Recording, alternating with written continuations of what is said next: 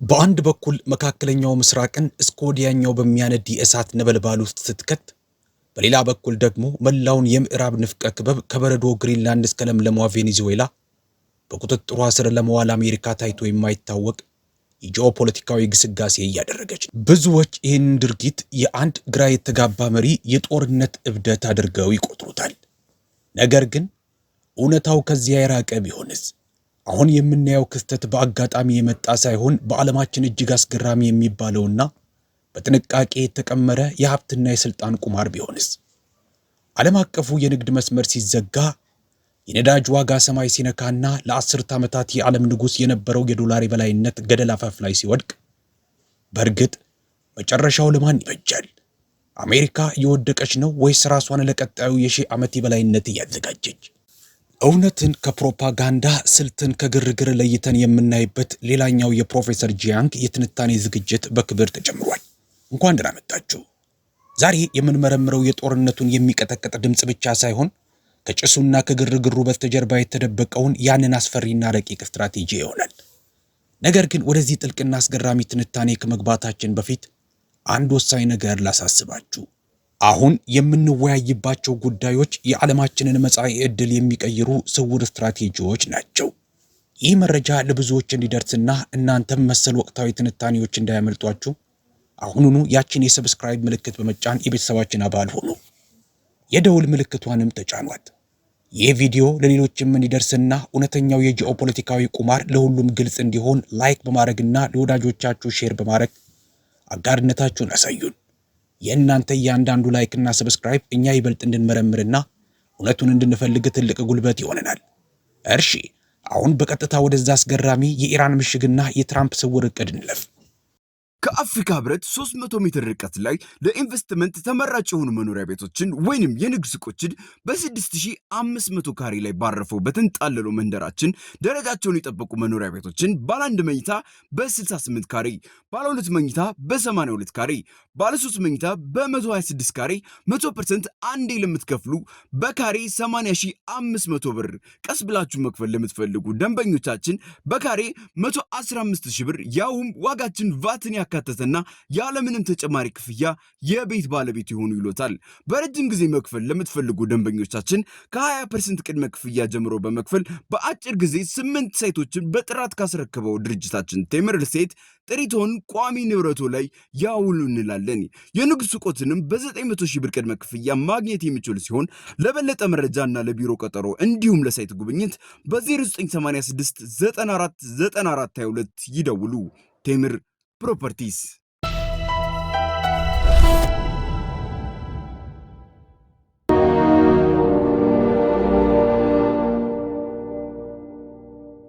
So today I want to discuss something very important. And I think this is the most important question right now in the world. What happens if America... እሺ፣ ዛሬ በጣም ጠቃሚ በሆነ ጉዳይ ላይ መወያየት ፈልጋለሁ። እንደ እውነቱ ከሆነ ደግሞ በአሁኑ ሰዓት በዓለም ላይ ካሉት ጥያቄዎች ሁሉ ዋነኛው እሱ ነው። አሜሪካ በእርግጥ በኢራን ላይ የምድር ወረራ ብታደርግ ምን ሊፈጠር ይችላል? በንበት ወቅት ዶናልድ ትራምፕ ለአሜሪካ ሕዝብ ንግግር አድርገዋል። በንግግራቸውም ባሳየነው መሻሻል ምስጋና ይገባውና ዛሬ ምሽት ላይ የአሜሪካን ወታደራዊ ግቦች በሙሉ በጣም በቅርቡ ለማጠናቀቅ በትክክለኛው መንገድ ላይ መሆናችንን መናገር እችላለሁ። በሚቀጥሉት ከ2 እስከ 3 ሳምንታት ውስጥ እጅግ በጣም ጠንካራ በሆነ ሁኔታ እንመታቸዋለን፣ ወደሚገባቸው ወደ ድንጋይ ዘመን እንመልሳቸዋለን ብለዋል። በተጨማሪም ኢኮኖሚያችን ጠንካራ ነው፣ አሜሪካም እያሸነፈች ነው፣ ኢራንንም ወደ ድንጋይ ዘመን እስክትመለስ ድረስ እንመታታለን ሲሉ ተናግረዋል። እዚህ ጋር አንድ ነገር ልብ በሉ። አንድ ፕሬዝዳንት እያሸነፍን ነው ብሎ ደጋግሞ ሲናገር አብዛኛውን ጊዜ ትርጉሙ እያሸነፉ አይደለም ማለት ነው። በእውነት እያሸነፍክ ቢሆን ኑሮ መናገር አያስፈልግህም ነበር አይደል? ስለዚህ ይህ ብቻ ስለ ሁኔታው ብዙ ነገር ይነግረናል። በተመሳሳይ ጊዜ ደግሞ ይህ በጣም አስፈላጊ ነው። የጦርነት ሚኒስቴሩ ፒተር ሄግሴስ የታላቋ ሰሜን አሜሪካ ስትራቴጂ የሚለውን ዕቅድ ይፋ አድርጓል። እሱ እንደሚለው አሜሪካ ከግሪንላንድ እስከ ፓናማ ቦይ፣ ከአላስካ እስከ ቬኔዙዌላ ያለውን ከምድር ወገብ በስተሰሜን ያለውን ሁሉንም ነገር ትቆጣጠራለች። ይህንንም የደህንነት ክልል ሴኩሪቲ ፓራሜትር ብሎታል። እዚህ ጋር እንግዲህ ቆይ አሜሪካ ቀድሞውኑ ባልተሸነፈችበት የኢራን ጦርነት ውስጥ ገብታ ያለች እንዴት በተመሳሳይ ጊዜ ከካናዳ፣ ዴንማርክ፣ ሜክሲኮ፣ ኮሎምቢያና ኩባ ጋር ግጭት ትቀሰቅሳለች ብላችሁ ታስቡ ይሆናል። ግሪንላንድን ለመቆጣጠር ትጥታለች። ቬኔዙዌላንም አሁን ተቆጣጥራለች።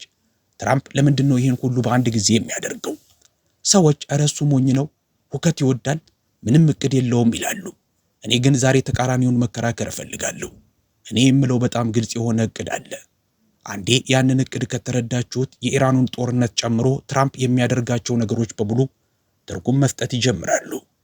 ግን መጀመሪያ ስለ ምድር ወረራው እንነጋገር። But first, let's talk about the ground invasion because that's what everyone is asking about right now. So let me show you the map of Iran. ምክንያቱም አሁን ሁሉም ሰው እየጠየቀ ያለው ይህንን ነው። የኢራንን ካርታ ላሳያችሁ። ኢራን በጣም ትልቅ አገር ናት። ከኢራቅ በ4 እጥፍ ትበልጣለች። የህዝብ ብዛቷም 90 ሚሊዮን ነው። ጂኦግራፊዋንና የመሬት አቀማመጧን ስታዩ የምድር ወረራ ለምን ሊደረጉ ከሚችሉ ወታደራዊ ዘመቻዎች ሁሉ እጅግ አስቸጋሪው እንደሆነ ወዲያውኑ ይገባቸዋል። በምዕራብ በኩል የዛጋሮስ ተራሮች አሉ። እነዚህ ተራሮች በጣም ግዙፍ ናቸው። ከሰሜን እስከ ደቡብ ይዘልቃሉ። አሜሪካ በኢራቅ በኩል ለማጥቃት ብትሞክር፣ ይህ ደግሞ በጣም ግልጹ መንገድ ነው፣ ወዲያውኑ እነዚህ ተራሮች ይገጥሟታል። ተራሮቹ ደግሞ ለደፈጣ ውጊያ በጣም አመቺ ናቸው። ኢራናውያን እዚያ መደበቅ ይችላሉ። ድሮኖችንና ሚሳኤሎችን ከዚያ መተኮስ ይችላሉ። በተራሮቹ ውስጥ ሊሰወሩ ይችላሉ። አሜሪካ ምንም ልታደርጋቸው አትችልም። አሜሪካ በምስራቅ በኩል በፓኪስታን በኩል ለመግባት ብትሞክር ደግሞ ግዙፍ በረሃዎች ይጠብቋታል። ይህ ደግሞ ለማቋረጥ በጣም አስቸጋሪ ከመሆኑም በላይ ከዋናው ኢላማ ከቴህራን በጣም ሩቅ ነው። በደቡብ በኩል በፋርስ ባህረ ሰላጤ በኩል ብትሞክር ደግሞ ተጨማሪ ተራሮችና ወደ ቴህራን የሚወስድ በጣም ረጅም ርቀት አለ። ስለዚህ ጂኦግራፊው ብቻውን ወረራው ቅዠት እንደሚሆን ይነግረናል። አሁን አሜሪካ በመካከለኛው ምስራቅ ወደ 50 ሺህ የሚጠጉ ወታደሮች አሏት። ከዚህ በፊት እንዳልኩት ኢራንን በእውነት ለመቆጣጠርና ለመያዝ ቢያንስ ከ3 እስከ 4 ሚሊዮን ወታደሮች ያስፈልጋሉ። የአሜሪካ አጠቃላይ ንቁ ወታደሮች ኃይል 1.3 ሚሊዮን አካባቢ ነው። ስሌቱ በምንም ተአምር አይሰራም። ግን አንድ የሚያስገርም ነገር አለ። የምድር ወረራ እየተዘጋጀ መሆኑን የሚያሳዩ በጣም ጠንካራ ምልክቶችን እያየን ነው። Strong signs that a ground invasion is being prepared, okay? First, they are sending letters to military reserves telling them to get ready to deploy. ለመጠባበቂያ ወታደሮች ወይም ሚሊተሪ ሪዘርቭስ ለመሰማራት ለመዋጋትና ለማሸነፍ ተዘጋጁ የሚሉ ደብዳቤዎችን እየላኩ ነው። ሁለተኛ፣ ፕሪዲክቲት የተባለው ትንበያ ገበያ፣ ሰዎች በእውነተኛ ሁነቶች ላይ እውነተኛ ገንዘብ የሚወራረዱበት ቦታ። የምድር ወረራ እንደሚካሄድ ትልቅ ውርርድ እያሳየ ነው። አንድ ሰው ወረራ ይካሄዳል ብሎ $200,000 ተወራርዷል።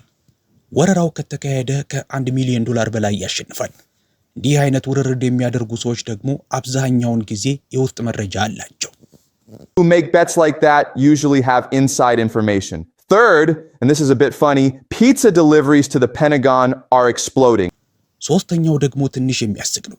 ወደ ፔንታጎን የሚላከው የፒዛ ትዕዛዝ በከፍተኛ ሁኔታ ጨምሯል። ይህ በእውነት ያለ ነገር ነው። ፔንታጎን ወታደራዊ ዘመቻዎችን ለማዘጋጀት የትርፍ ሰዓት ስራ ሲሰራ የፒዛ ትዕዛዞች በከፍተኛ ሁኔታ ይጨምራሉ። በዋሽንግተን ያሉ መጠጥ ቤቶችን ባዶ ይሆናሉ። ምክንያቱም ወታደራዊ ሰራተኞቹ በሙሉ ስራ ላይ ስለሚሆኑ ነው። ስለዚህ እነዚህ ቀላል ምልክቶች አይደሉም። አንድ ነገር እየተዘጋጀ ነው። እንግዲህ የጨዋታ ቲዮሪን ወይም ጌም ቲዮሪን እንጠቀም። አሜሪካ በእርግጥ በኢራን ላይ የምድር ወረራ ቢጀመር ምን ይፈጠራል ብለን እንጠይቅ። ደረጃ በደረጃ ላሳያችሁ። ደረጃ 1፣ ወረራው ይጀመራል። አሜሪካ የምድር ወታደሮቿን ወደ ኢራን ትልካለች እንበልና በኢራቅ በኩል በዛጋሮስ ተራሮች ውስጥ አልፈው ገቡ፣ ወይም በደቡብ በሆርሙዝ የባህር ሰርጥ አቅራቢያ ወታደሮቻቸውን ለማስፈር ሞከሩ። የሚፈጠረው የመጀመሪያው ነገር ኢራን የምድር መከላከያ ዕቅዷን ተግባራዊ ታደርጋለች። ስለዚህ ጉዳይ በጣም ግልጽ መሆን እፈልጋለሁ። ኢራን ለምድር ወረራ ስትዘጋጅ ቆየችው ለ25 ዓመታት ነው። ለ5 ወይም ለ10 ዓመታት አይደለም፣ ለ25 ዓመታት። በተራራ ሰንሰለቶች ውስጥ ጥልቀት ያላቸው የምድር ውስጥ መሰረቶች አሏቸው። አሜሪካ ስላለባቸው ቦታ እንኳ የማታውቃቸው የሚሳኤልና የድሮን ክምችቶች አሏቸው። ሄሊኮፕተሮችን፣ ታንኮችንና የጦር መሳሪያ አቅርቦት ተሽከርካሪዎችን በተራራማ ቦታዎች ላይ ለማጥፋት ተብለው የተሰሩ የጦር መሳሪያዎች አሏቸው። አስታውሱ፣ ለሳምንታት በዘለቀው በዚህ የአየር ላይ ጦርነት ኢራን የተጠቀመችው ከአንድ ቡድን የምድር ውስጥ የሚሳኤል ጣቢያዎች ብቻ ነው። ገና ያልተንቀሳቀሱ ሌሎች በጣም ብዙ የምድር ውስጥ መሰረቶች አሉ። ስለዚህ ኢራን በምድር ውስጥ ምን ያህል የተከማቸ የተኩስ ኃይል ይዛ እየጠበቀች እንደሆነ አስቡት። አሜሪካውያን ይገባሉ። መጀመሪያ ላይ ሲኤንኤን እያሸነፍን ነው፣ ይህንን አካባቢ ተቆጣጠርን፣ ያንን መሰረት አወደምን ይላል። ለአንድ ወይም ለሁለት ሳምንት ሁኔታው መልካም ይመስላል። ነገር ግን ልክ እንደ አየር ጦርነቱ ሁሉ እውነታው ራሱን ማሳየት ይጀምራል። የመሬት አቀማመጡ ሁሉንም ነገር ያቀሰቅሰዋል። የአቅርቦት መስመሮች ይቋረጣሉ። ድሮኖች የአሜሪካን የጦር ኮንቮዮች መምታት ይጀምራሉ። የሚበሩት እያንዳንዱ የአሜሪካ ሄሊኮፕተሮች ኢላማ ይሆናሉ። እያንዳንዱ የነዳጅ መኪና ኢላማ ይሆናል። በባህረ ሰላጤው ላይ ያለ እያንዳንዱ የአቅርቦት መርከብ ኢላማ ይሆናል። በቪየትናም የሆነው በትክክል ይህ ነው። በአፍጋኒስታን የሚሆነው ይሄው ነው። በመጀመሪያው ወረራ ማግስት በኢራቅ የሆነው ይሄው ነው። አሜሪካ በመጀመሪያው ጡጫ በጣም ጎበዝ ናት። ነገር ግን ከመጀመሪያው ጡጫ በኋላ የሚመጣው ትግል ነው ሁልጊዜም የሚያጠፋቸው። ኢራን ደግሞ ለ25 ዓመታት ይህንኑ በልዩ ሁኔታ አጥንታለች። በቪየትናም በኢራቅና በአፍጋኒስታን የነበረውን የአሜሪካን ወታደራዊ ስትራቴጂ ሲያጠኑ ቆይተዋል። አጠቃላይ የመከላከያ ዕቅዳቸውንም በእነዚህ ባገኟቸው ድክመቶች ላይ ገንብተዋል። Step 2, the economic collapse begins. Okay? Now this is the part most people are not thinking. ደረጃ 2 የኢኮኖሚ ውድቀት ይጀምራል። እንግዲህ ይህ አብዛኛው ሰው በጥንቃቄ እያሰበበት ያልሆነው ክፍል ነው። የምድር ወረራ ሲጀመር ኢራን በሆርሙዝ የባህር ሰርጥ ላይ ምን የምታደርግ ይመስላችኋል? ፈንጂ ትቀብርበታለች። የነዳጅ ጫኝ መርከቦችን ታወድማለች። በተመሳሳይ ጊዜ የጂሲሲ የነዳጅ ተቋማትን ትመታለች። ዓላማቸው የነዳጅ ዋጋን በአንድ በርሜል እስከ $200 ማድረስ እንደሆነ አስቀድመው ተናግረዋል። በአሁኑ ጊዜ ዋጋው $100 አካባቢ ነው። ስለዚህ ወደ $200 ያደርሱታል። ነገር ግን ጉዳዩ የነዳጅ ብቻ አይደለም። አብዛኛው ሰው ነዳጅና ጋዝ ብቻ የሚያልፍበት ይመስለዋል። ነገር ግን ከዚህም በላይ መሆኑን በሆርሙዝ የባህር ሰርጥ በኩል በትክክል ምን እንደሚያልፍ ላሳያችሁ። ፎስፌት፣ አሞኒየም፣ ሰልፈርና ዩሪያ ያልፉበታል። እነዚህ ምን እንደሆኑ ያውቃሉ? ለማዳበሪያ የሚያገለግሉ መሰረታዊ ግብአቶች ናቸው። ይህ ማለት የምግብ ምርት ማለት ነው። እነዚህ ነገሮች መፍሰሳቸውን ካቆሙ በመላው ዓለም ያሉ ገበሬዎች ምግብ ማምረት አይችሉም። ይህ ስለ ነዳጅ መወደድ ብቻ አይደለም። ይህ ስለ ምግብ እጥረት ነው። ይህ ሰዎች የሚበሉ ስለማጣታቸው ነው። በተጨማሪም እኔም ለመጀመሪያ ጊዜ ስመለከተው የገረመኝ ነገር ሂሊየም እና ሰልፍሪክ አሲድ በሆርሙዝ የባህር ሰርጥ በኩል ያልፋሉ። እነዚህ ደግሞ ሰሚኮንዳክተሮችን ለመስራት ወሳኝ ናቸው። ሰሚኮንዳክተሮች ደግሞ ለሁሉም ነገር ኃይል የሚሰጡ ናቸው። ለስልክዎ፣ ለኮምፒውተርዎ፣ ለሰው ሰራሽ አስተውሎት ወይም ኤአይ የእነዚህ ቁሳቁሶች ፍሰት ካቆመ የሴሚኮንዳክተር ምርት በዓለም አቀፍ ደረጃ ይቀንሳል። ይህ ማለት ደግሞ በአሁኑ ጊዜ መላውን የአሜሪካን የአክሲዮን ገበያ ደግፎ የያዘው የሰው ሰራሽ አስተውሎት ወይም ኤአይ ኢንዱስትሪ መፈራረስ ይጀምራል ማለት ነው።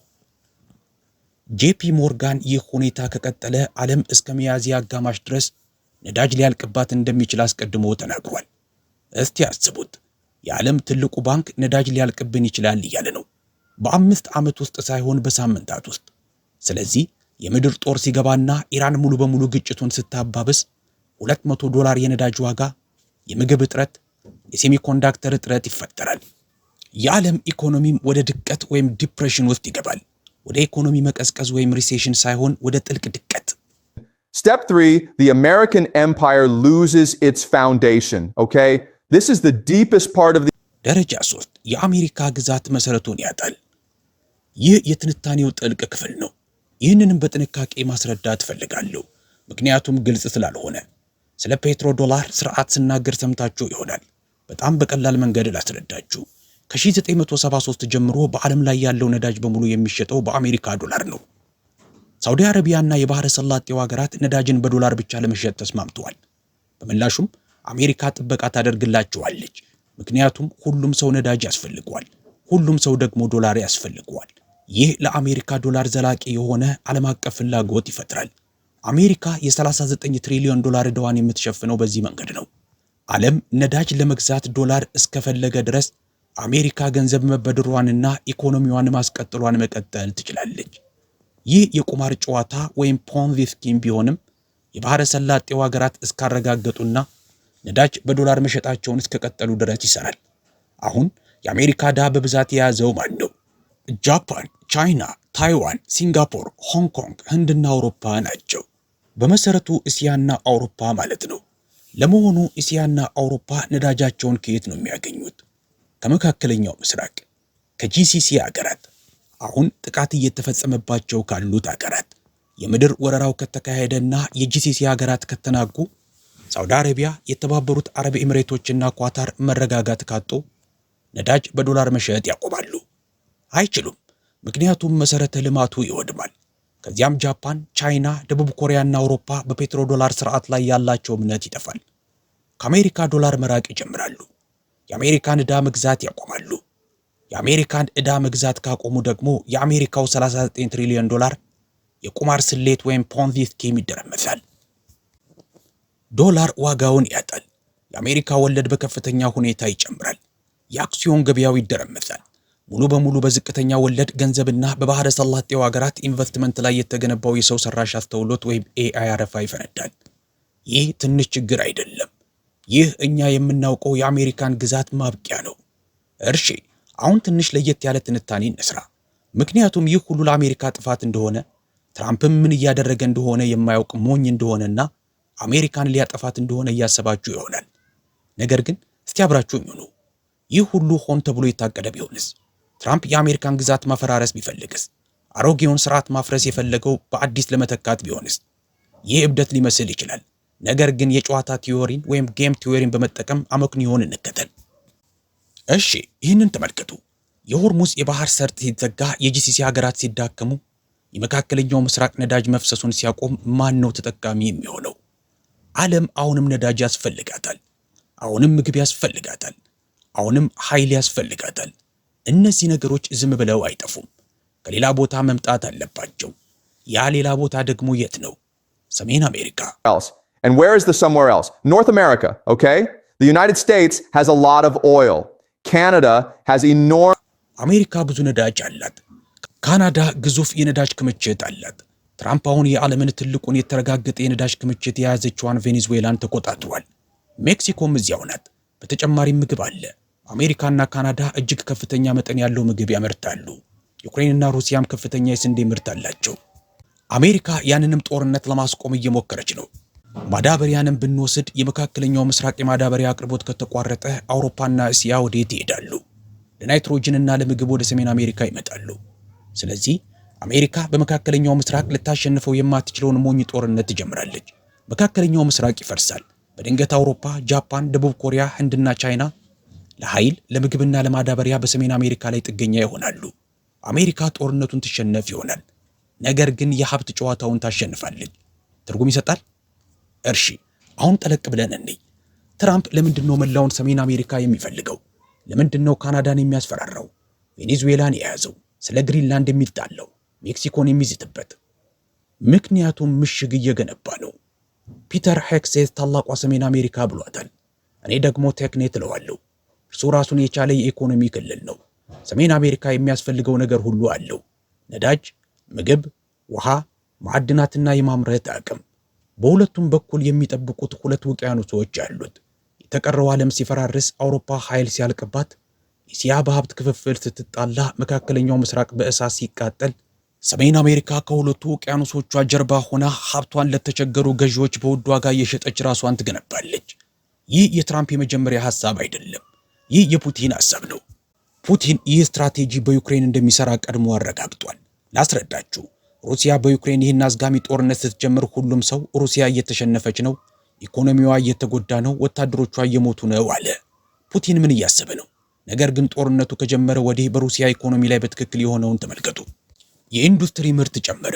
ወታደራዊ ምርት በከፍተኛ ሁኔታ አደገ። ሩሲያ የራሷን ድሮኖች ማምረት ጀመረች። ቀደም ሲል ከኢራን ታስመጣ ነበር። አሁን ግን በሚሊዮን የሚቆጠሩ የራሷን ታመርታለች። የሩሲያ ኢኮኖሚ ራሱን ወደ ጦርነት ኢኮኖሚ ቀየረ። አሌክሳንደር ዱጊን የተባለ ጂኦፖለቲካዊ አሳቢ በ1996 ፋውንዴሽንስ ኦፍ ጂኦፖለቲክስ የተባለ መጽሐፍ ጽፎ ነበር። የእርሱ መከራከሪያ እንዲህ የሚል ነው። በግለሰባዊነት በዓለማዊነትና በሸማችነት ላይ የተመሰረተው የምዕራባውያን ሊበራል የዓለም ስርዓት ይፈርሳል። ሊፈርስ ይችላል ሳይሆን ይፈርሳል። ምክንያቱም ነፍስ የለውም። ቤተሰብን፣ ማህበረሰብንና ማንነትን ይሰባብራል። ሁሉንም ነገር ወደ ገንዘብ ይለውጣል። በመጨረሻም ሰዎች ይጸየፉታል። ሰዎች ሲጸየፉት ደግሞ አጠቃላይ ስርዓቱ ይወድቃል። ለሩሲያ የሰጠው ምክር ቀላል ነበር። የምዕራባውያንን ስርዓት ለማዳን አትሞክሩ፣ እንዲፈርስ ይተውት።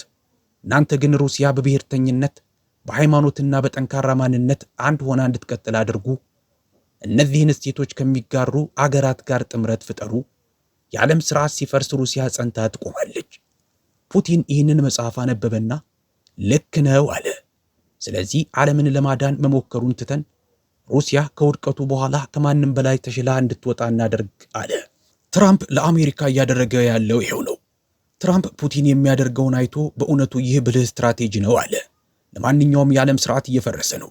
የአሜሪካ ግዛት እየፈረሰ ነው። የዶላር ስርዓት ዘላቂ አይደለም። 39 ትሪሊዮን ዕዳ አለበት። አለመመጣጠኑ አገሪቱን እያጠፋት ነው። ግራውና ቀኙ እርስ በርስ እየተቧቀሱ ነው።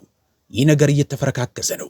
ስለዚህ ለማዳን ከመሞከር ይልቅ እንዴት እንደሚፈርስ እንቆጣጠረው። አሮጌውን የአሜሪካን ግዛት ሆን ብለን እናፍርሰውና ከፍርስራሹ አዲስ ነገር እንገንባ። ገንዘቧን ሌሎችን ለመጠበቅ የምታጠፋ ዓለም አቀፋዊ ግዛት ሳይሆን ምሽግ እንገንባ። ሀብቷን ለተቸገረ ዓለም የምትሸጥና መጀመሪያ ለአሜሪካውያን የምታስብ ራሷን የቻለች ሰሜን አሜሪካ። ትራምፕ አሜሪካን እንደገና ታላቅ እናድርጋት ወይም ሜክ አሜሪካ ግሬት ኤጌን ሲል ትርጉሙ ይህ ነው። አሁን ትራምፕ ከምን እየራቀ እንደሆነም ላስረዳችሁ፣ ምክንያቱም ይህ አስፈላጊ መነሻ ነው። Because this is important context.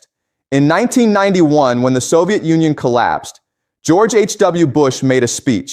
በ1991 የሶቪየት ህብረት ሲፈርስ ጆርጅ ኤች.ደብሊው ቡሽ አንድ ንግግር አድርገው ነበር። እርሱም አዲሱን የዓለም ስርዓት ወይም ኒው ወርልድ ኦርደር አወጀ። በውስጡም 3 ትልልቅ ሐሳቦች ነበሩት። መጀመሪያ አሜሪካ የዓለም የፋይናንስ ዋና ከተማ ትሆናለች። ዎል ስትሪት ሁሉንም ነገር ይቆጣጠራል። አሜሪካ የማምረት ስራዋን ወደ ቻይናና ሌሎች አገሮች ትልካለች። ትኩረቷንም በፋይናንስ ላይ ብቻ ታደርጋለች። ሁለተኛ ዓለማዊ ብዝሃ ባህል ሰኩላር መልታይ ካልቸራሊዝም፣ ድንበርን እርሱ፣ ማንነትን እርሱ፣ ሃይማኖትን እርሱ። ትኩረታችሁ ዕቃ በመግዛትና ገንዘብ በማግኘት ላይ ብቻ ይሁን። ሸማችነት ኮንሱመሪዝም ለሁሉም ሰው ደስታንና ሰላምን ይሰጣል። ሶስተኛ ፓክሳ አሜሪካና፣ አሜሪካ ለመላው ዓለም መከላከያ ወጪ ትከፍላለች። የሆርሙዝ የባህር ሰርጥን ትከፍታለች። የባህር መንገዶችን ትጠብቃለች። ሰላምንም ታሰፍናለች። አሜሪካ ወጪውን ስትሸፍን ሌላው ዓለም በነፃ ይገለገላል። ይህ ለተወሰነ ጊዜ ሰርቷል። ነገር ግን በሂደት አሜሪካ ዕቃ ማምረት አቆመች። በምትኩ ቻይና ሁሉንም ነገር አመረተች። ተራው የአሜሪካ ሰራተኛ ወደ ኋላ ቀረ። ኢፍትሃዊነት ነገሰ። ዕዳ ወደ 39 ትሪሊዮን ዶላር አሻቀበ። ስርዓቱም የቁማር ስሌት ወይም ፖንዚ ስኪም ሆነ። እናም ትራምፕ እንዲህ ይላል፣ ከእንግዲህ ይሄ ይበቃል። ወደ ትራምፕ የዓለም ስርዓት እየተሸጋገርን ነው። ከፋይናንስ ወደ ተፈጥሮ ሀብትና ማምረት እንመለሳለን። ከብዝሃ ባህል ወደ ክርስቲያናዊ ብሔርተኝነት፣ ከፓክስ አሜሪካና ወደ ማጋ ወይም አሜሪካን እንደገና ታላቅ እናደርጋት እንሸጋገራለን። አሜሪካን ምሽግ እናደርጋታለን ማለት ነው። ይህ ሽግግር እንዲሳካ ደግሞ አሮጌውን ስርዓት መስበር አለብህ። የግሎባሊስቱን ስርዓት ማፍረስ አለብህ። የግሎባሊስቱን ስርዓት ለማፍረስ ደግሞ ፈጣኑ መንገድ በመካከለኛው ምስራቅ ጦርነት መጀመር ነው። ይህም የነዳጅ አቅርቦቱን ይሰብራል፣ የፔትሮ ዶላርን ያፈርሳል፣ ዓለም አቀፍ የፋይናንስ ስርዓቱን ያናጋል። በዚህም ዓለም በሰሜን አሜሪካ ሀብቶች ዙሪያ እንደገና እንድትዋቀር ይገደዳል። ታዲያ ትራምፕ ሞኝ ነው ወይስ አሜሪካ ካገኘቻቸው ፕሬዝዳንቶች ሁሉ እጅግ ረባሽና በሌላ በኩል ደግሞ እጅግ ስትራቴጂያዊ የሆነው እርሱ ነው? ለእናንተ ተወዋለሁ። አሁን የምድር ወረራው ከቀጠለ ምን ሊፈጠር እንደሚችል በግልጽ ላስረዳችሁ። Scenario 1. America loses the ground war, which is very likely given what we've discussed. ሁኔታ 1. አሜሪካ የምድር ጦርነቱን ትሸነፋለች። ይህም ቀደም ብለን በተወያየንባቸው ምክንያቶች በጣም ሊሆን የሚችል ነው። ኢራናውያን መልሰው ያጠቃሉ። የአሜሪካ ወታደሮች ይረታሉ። ጦርነቱ ለዓመታት ይጓተታል። የሟቾች ቁጥር ይጨምራል። በአሜሪካ ውስጥ ያለው የፖለቲካ ፍላጎት ይሞታል። አሜሪካ ለቃ እንድትወጣ ትገደዳለች። ውጤቱ በመካከለኛው ምስራቅ ያለው የአሜሪካ ወታደራዊ ግዛት ያበቃል። ፔትሮ ዶላር ይወድቃል። ዶላር የዓለም መጠባበቂያ ገንዘብነቱን ያጣል። የዓለም ኢኮኖሚ ወደ ከባድ ድቀት ይገባል። ነገር ግን እዚህ ጋር ነው ጉዳዩ። ሰሜን አሜሪካ በነዳጇ፣ በምግቧ፣ በውሃዋና በሀብቷ በዚህ በጣም ባልተረጋጋ ዓለም ውስጥ እጅግ የተረጋጋችና ሀያል ክልል ትሆናለች። የተቀረው ዓለም ሲጨናነቅ ትራምፕ አሜሪካን ሀብት ወደ ውጭ የምትልክ ምሽግ አድርጎ ይገነባታል። ሁኔታ 2. አሜሪካ በኢራን ውስጥ ለዓመታት በሆነ መንገድ ትቆያለች። ልክ ሩሲያ በዩክሬን እያደረገችው እንዳለችው አይነት ረጅምና አድካሚ ጦርነት። የዓለም ኢኮኖሚ ለረጅም ጊዜ ይሰቃያል። የነዳጅ ዋጋ እንደተወደደ ይቆያል። የምግብ ዋጋም ውድ ሆኖ ይቀጥላል። ነገር ግን ቀስ በቀስ ሰሜን አሜሪካ ቴክኔቷን ትገነባለች። ውጤቱም ያው ነው። አሮጌው ስርዓት ሲሞት ሰሜን አሜሪካ ጠንክራ ትወጣለች። በየትኛውም መንገድ አሮጌው ዓለም አቀፍ ስርዓት ያበቃል። በየትኛውም መንገድ ሰሜን አሜሪካ ራሷን የቻለችና የበለጠ ኃያል ትሆናለች። በየትኛውም መንገድ ዓለም በአሜሪካና በሩሲያ ኃይል ወይም ኢነርጂና ምግብ ላይ ጥገኛ ትሆናለች። እናም በየትኛውም መንገድ የኢራን ህዝብ፣ የመካከለኛው ምስራቅ ህዝብና የዓለም ድሆች ከባድ ዋጋ ይከፍላሉ። እንግዲህ ዛሬ የተማርነውን በነጥብ ላጠቃለው፣ ምክንያቱም ብዙ ነገር ነው ያወራነው።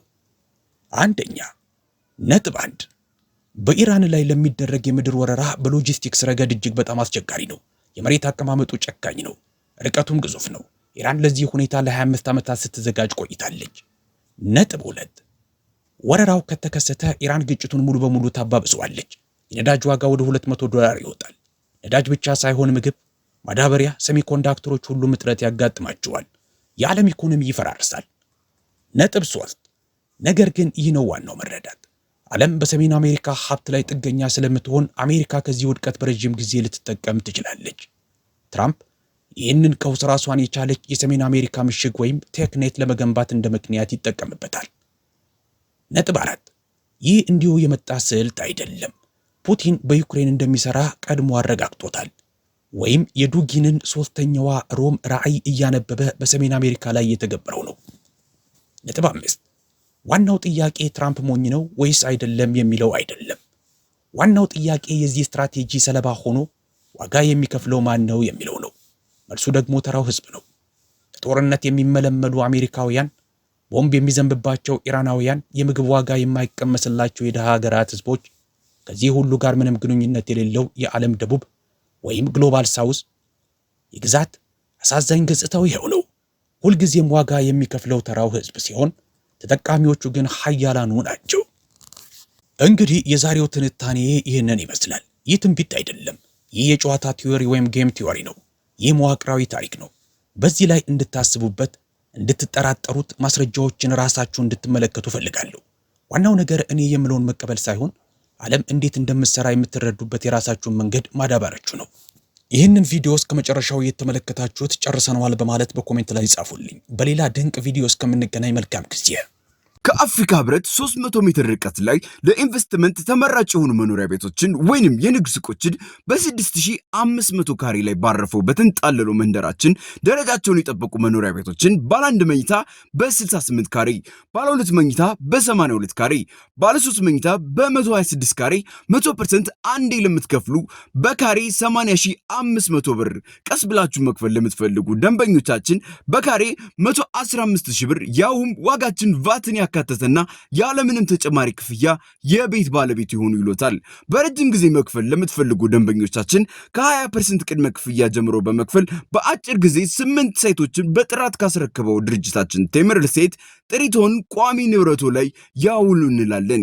የንግድ ሱቆትንም በ900 ሺህ ብር ቅድመ ክፍያ ማግኘት የሚችሉ ሲሆን ለበለጠ መረጃና ለቢሮ ቀጠሮ እንዲሁም ለሳይት ጉብኝት በ0986 94 94 22 ይደውሉ። ቴምር ፕሮፐርቲስ